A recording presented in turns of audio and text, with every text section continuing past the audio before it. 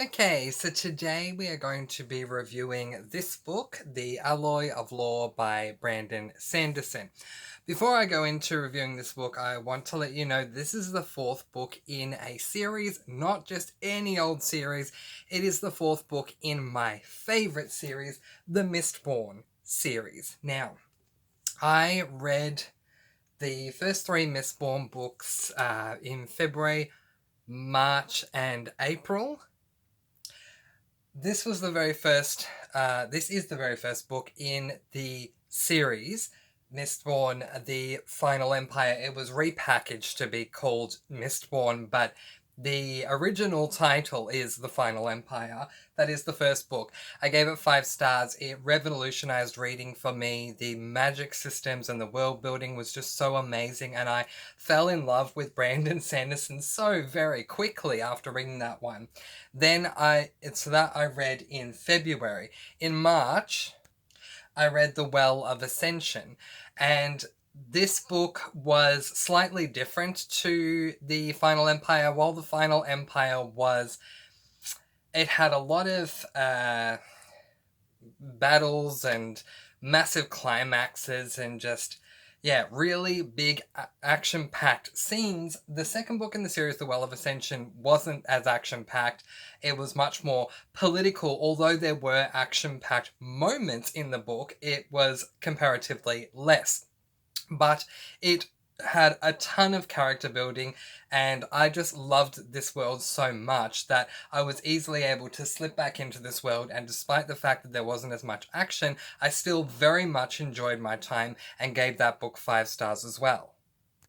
So then in April, I read this book, The Hero of Ages, which really wraps things up. Now, it's very interesting that this book was wrapping things up, but I'll quickly go into it. This book is more action-packed than book 2, but less action-packed, I feel, than book 1, although the way that it wraps up is so freaking unbelievably good that if I could give it more than 5 stars, I would have. What's interesting though is, and I'm going to refer back to it again, book 3 wraps up these first 3 books in a nice little bow, although it leaves a little strand, a little bit of string that if the series were to continue, it could pick up with where Sanderson left off. And so we get on to book number 4. This book, The Alloy of Law, that I read in May. Now, with the little string that The Hero of Ages, the third book in the series, left, this book doesn't exactly drop that string, but instead we are propelled 300 odd years into the future from where we leave things off with this book. So it's not to say that what happened in the first 3 books don't matter in the 4th book. It does. It's just we've come into, I want to say we've come into a new era, but it's more like we've gone 3 whole new eras into the future with book 4.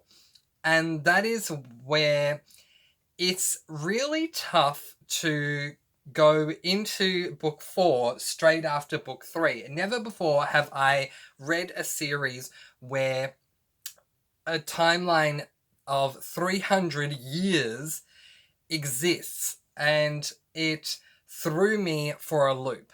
Now, I'm going to very quickly give some non-spoiler facts and opinions that I have on this book in a pro and con way. And then when I get into the spoiler section, I'm going to discuss my thoughts on this book and my thoughts comparatively to the setup to this book. But before I do that, the last thing I want to let you guys know is that the 3 books that I just showed you, Mistborn, The Well of Ascension, and The Hero of Ages, because they are set 300 years prior to The Alloy of Law, these 3 are known as the first era of Mistborn, or as I label it, the original Mistborn trilogy. Book 4 is still Book 4. It is categorized as being part of this series. Although after reading this book, I see why. I can see the connection to the first three books. But in a way, I almost want to call this a completely different series. Now, I'm a very traditional reader, so if I start reading a series and I love that series, and let's just say that author has written multiple series, I'm not someone who likes to jump here and there and say, read 2 books in this series, then I'll read 3 books in that series, and then come back and read the 3rd and 4th one over here, and then the 4th one and 5th one over there. I don't like doing that. Although it has been recommended by many, many, many booktubers when it comes to Brandon Sanderson, who has written multiple series in a world that he calls the Cosmere universe. These series are very different. The one thing they have in common is that they are fantasy and that they all deal with magic in one way or another. But the most common recommendation of order to read books is to read 1, 2, and 3 of Mistborn first, and then divert into reading something else, and then coming back to book 4. And I want to say that before I went into reading book 4, my thought was, I'm such a traditionalist when it comes to series that I can't divert. I need to read the next book.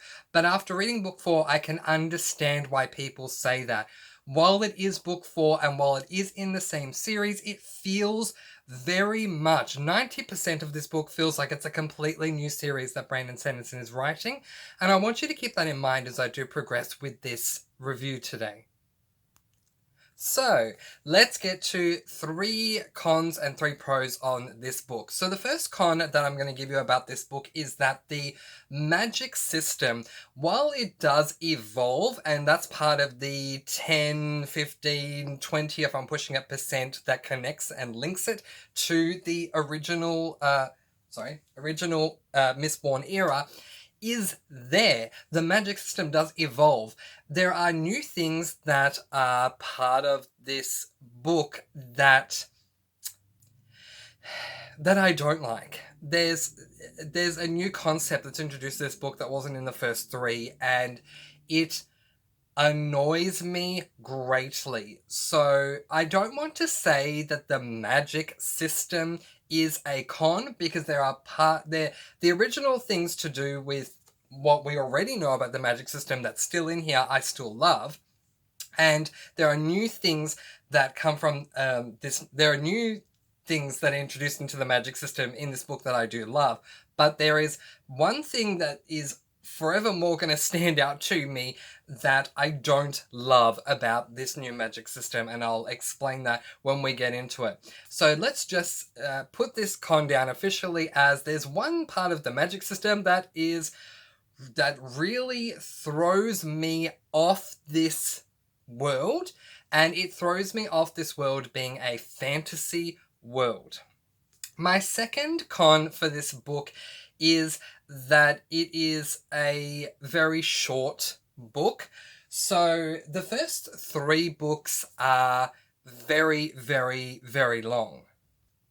Book 1, Mistborn the Final Empire, this version is 643 pages long.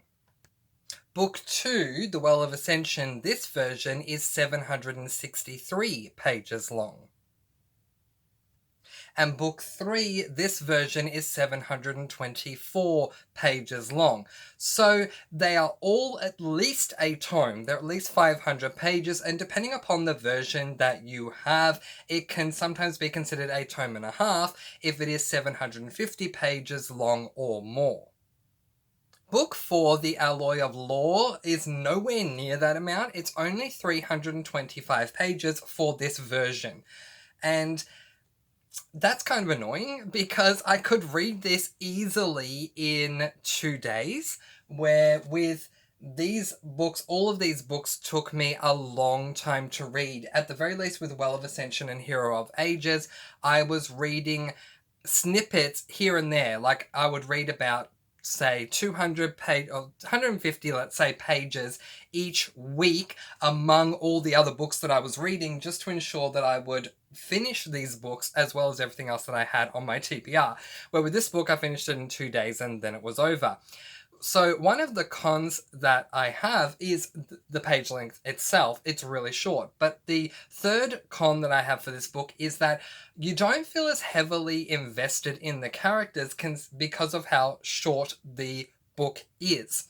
With book 1, Mistborn: The Final Empire, this book, we are introduced to a couple of different characters, quite a few different characters who, without giving away too much, they end up becoming part of a crew that are trying to achieve something.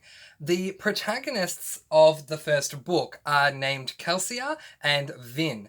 We learn so much, particularly about the protagonist on the front cover here, Vin, in the first book, that by the time we get to the climax of the first book, we feel so much. There is so much at stake with this big climax that has been building and that she's going into, and yeah, we're so invested in what is going to happen with her. The other character, Kelsia, we learn more and more about him as we go on through the book as well, and then something happens in the first book, and when that something, whatever that is that I won't talk about here, occurs, we feel a lot because of what we've grown to learn about him up until that point. With book 4, The Alloy of Law, because of how short it is, there is just no investment in the characters because there's not enough time. So that is my third con for this book. So let's now get into the pros of The Alloy of Law. So my first pro for The Alloy of Law is that they have adapted the magic system, or they're built on, Brandon Sanderson has built upon the magic system and introduces something extremely new that, oh my god, I love. Yes, I did say in my cons that there is something that happens in the magic system that is a massive con to me, and I still believe that, and I'll talk about that in the spoiler section. But there is something else that's introduced that is so amazing, and how good would it have been if these characters in the first 3 books had that as well? Oh my god, so good. My second pro for this book is the character of Wayne. So rather than this series following Vin and Kelsia and everyone else that's these first 3 books follow, in this book, it's the second era series is known as the Wax and Wayne series, and that is because the 2 protagonists' names are Wax, short for Waxillian, and Wayne. Wayne, who is the sidekick to the protagonist Wax, Waxillian, is hilarious, and I am not someone who reads books for the love and investment of the comedic side character. That's just not me. I am in the middle of reading Harry Potter at the moment. I can give you an example of that. Ron Weasley, not really a fan of his. Yeah, I know I'm probably going to get a lot of flack for that, but I feel like Ron is basically there to provide comic relief, and I don't really enjoy that. But Wayne is so funny that I just, you get to certain points and Wayne has these little jokes or side remarks or uses his sense of dry wit and dry humor. It just comes from out of nowhere, and I was laughing so much reading this book thanks to Wayne. He is just so hilarious. My third and final pro of this book is a main female character that we are introduced to. I had to look it up. Marcy. It's been a week since I've read this book, and that just couldn't be helped. That it's been a week since I've read it, and now I'm reviewing it. I love Marcy. There's a lot of people who are putting this book down for its lack of female character representation, and I'm definitely one to jump on the bandwagon of any book that lacks in female character representation. But I really loved Marcy. Marcy reminds me of, oh my gosh, I do not remember her name because I didn't watch it that much, but the woman in Scooby-Doo, the one with the glasses. Okay, I'm sure you guys know more about Scooby-Doo than I do, but that one. So she's someone who is so intelligent, and you guys know how much I love my intelligent, headstrong female characters. Now, Marcy is a little bit backwards in her thinking, but that's because of the era that this is set in and how she was raised, and she is a woman, so there are certain things that she should be doing differently to what men should be doing, and that's been instilled in her for a very long time, but she grows over the course of the book. And I have a lot of love for her, so I would not recommend going into this book for Waxillian, because to me, Waxillian is a very plain character with not much substance to him at all, but Wayne will have you in fits of giggles all the way through the book, and Marcy is just so intelligent, and I just love her for it so much. Alright, let's get into the spoiler version, where I can rant and rave and gush about all the things I liked, loved, and didn't love. Let's go right now. Thank you for joining me for the spoiler-free version. Over to the spoiler version right now. Okay, so we're in the spoiler version, and this spoiler version will contain spoilers from books 1, 2, and 3. I don't know how many, but there will be some, so I'm just warning you that that will crop up in this section. Okay, so let's talk about the end of book 3. Vin and Elend, I'm just struggling to remember characters' names. I was thinking about it last night going, what are their names again? Vin and Elend die, and obviously we have all that stuff that happens in book 3, and Sazed and everything that happens there. But what I mean about that one strand, that little bit of string that would have allowed them to continue, was Spook. Spook remains alive. Sazed passes all of his books on to Spook. So I really thought that book 4 was going to continue on talking about Spook and how Spook was continuing to live his life, and maybe he was going to build his own crew, and I really wanted to see that happen. And yet Sanderson decides, let's just jump 300. Oh, I'm so sorry about the lighting there. Sanderson up and decides, let's just jump 300 years into the future, and let's just come up with these completely different characters. And it threw me for a loop. Oh my gosh, I knew that we were jumping 300 years into the future before I started reading it, and I'm glad that I did. But still, it was really hard for me to latch on to this book in the beginning because of just how different everything is. So in this book, we have Waxillium, who is a detective. I mean, I'm thinking that's what I would call him, because he is hired to try and solve a mystery that's going on in this book. And he is also in an agreement to marry some woman because it would be good if they married, like financially and things like that, financially and representation and for society social purposes and stuff like that, not for love. It is literally they're discussing a contract for these two to get married, and I don't even know Waxillium when this is happening, so I just felt really like an odd outsider watching this. But in comes Wayne, and Wayne saves this book for me. Let's talk about the thing that I do love about the magic system, and that is the bubble. I, again, don't remember the exact terminology, but the speed bubble, I think it's called, where he can slow down time in a bubble. How good is that? Oh my god, where was that for Vin? Oh, sorry. Every time I get excited, the lighting changes, but you can see how excited I am. Where was the speed bubble for Vin, for Kelsia, for everyone else? It would have been so useful. But I love that Wayne has this ability that he can put the bubble around himself and Waxillium, I'd rather say Waxillium.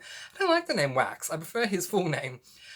Around himself and Waxillium, and then they can talk for a limited amount of time. Again, one of the great things about Brandon Sanderson's Cosmere universe, I mean, from what I've read so far of these 4 books anyway, is that they are a high fantasy world that has a hard magic system, and so because the magic system is hard, there is always a limitation to every single bit of magic, and so the limitation for the speed bubble is that it can run out. So I do appreciate that. I also appreciate the introduction of the duology, or whatever you call it, how Wax is both of them. So he is an allomancer as well as a ferrochemist. I loved that. I thought that was an ingenious idea. I would love to know more about that. Because I just think that was done really well. But now let me discuss what I didn't like about the magic, quote-unquote magic, system. In what fantasy world where magic is so predominant with Mistborns and Mistings and ferrochemists do guns make sense? I came out of this book feeling like I was reading a Western. Now, if I were to rate this book purely based on the execution of what the author was going for, then it would receive 5 stars, because apparently Brandon Sanderson was going for a Western feel. But the thing is, book 1, 2, and 3 of Mistborn are not Westerns at all. They are very much fantasy, magic. There are no guns in book 1, 2, and 3. And if there are, and I've forgotten, please let me know. But I do not recall a gun at all in the first 3. Yes, I understand that time has advanced, and because of those advances, guns were eventually made and they became available, but anytime a gun is used in a fantasy, it takes me out of the fantasy, especially when you have such a well-established magic system. I would much rather an Allomancer kill an enemy using their allomantic powers than either an Allomancer, a ferrochemist, or someone who's neither of those picking up a gun and shooting someone. It's so human, it's so mundane, and it just takes me out of the fantasy world. Now, I understand that the bullets have magical properties and all that kind of stuff. I get that. But still, it's a gun. It's so human, and I felt so betrayed the first time that I was reading that they were using guns, and then guns just became a theme for the whole book, and I'm sure they're going to continue, and that just really took me out of the fantasy, and I did not enjoy that at all, and I just need to make my point on that, because it's just... guns are not fantasy as far as I'm concerned. I am the type of person who will say, I love fantasy, but if it's sword-on-sword combat, then it's not for me, because to me that's not magic. Guns are even worse. Why? I just don't get it, okay? I'm sorry. I just don't get why you would use guns in a world where the magic is so predominantly displayed and has been so well built up in these first 3 books and is continuing to be very well built up in this book. Why you would need a gun to battle with guns. It's so disappointing, and it happens so often. I don't think there was one action scene where a gun wasn't being used. And I love these first 3 books so much. They are my favorite. They are part of my favorite series of all time. But I'm so happy that this is known as the first era of Mistborn, because out of 15 stars for 3 books, you can give each 5, I've given it 15 out of 15 stars for the first era, because it's so amazing, and there are no guns. In this book, I gave it 3 stars, and a lot of the reason for that was because the guns were used. I just think it was a terrible decision, and you can comment below and let me know what you think, and if you disagree, that's totally fine. And I get that Brandon Sanderson wanted to do a Western theme, but why? Why? There was no need. He could have just elaborated and built on the magic system and gotten rid of guns, and just, no guns, no swords, let's just keep using our hands and using allomancy to make these things happen. And so that just really annoyed me. Also, Waxillium is such a dry character. Oh my god. I felt no sympathy for him. I felt no love for him. I got why he was doing what he was doing, because he was hired to do what he was doing. But there's no part of me that loves Waxillium, where with Vin, in the first era, I fell in love with Vin so incredibly quickly, and I fell in love with Kelsia even more quickly than I fell in love with Vin, but by the end of the very first book, The Final Empire, I had fallen in love with pretty much everyone, maybe not Ham, but pretty much everyone on the crew, that there were such high stakes involved whenever they were going into a battle, that when Vin died, oh my god, when Kelsia died, I wanted to reenact the film Misery with Brandon Sanderson being the one on the bed, okay, and me breaking his legs, because it's Kelsia. How dare you do that to my Kelsia? But in this book, if Waxillium had have died, I don't think I would have cared at all. In saying that, as I said in my spoiler-free section, I loved Wayne.